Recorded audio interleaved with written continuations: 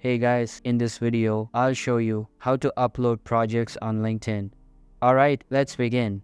The first thing you need to do is simply open any type of preferred browser on your PC and search for linkedin.com.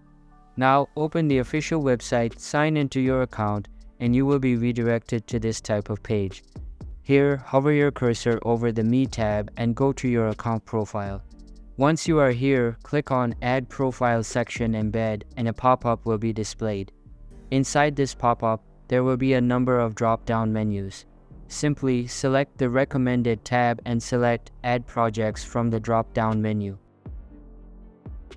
Now enter the project name, description, add skills, media, starting and ending dates of the project, and then select the association at the end of the form and save it. Now, all of your added projects will be displayed on your profile page. So that's it for this video.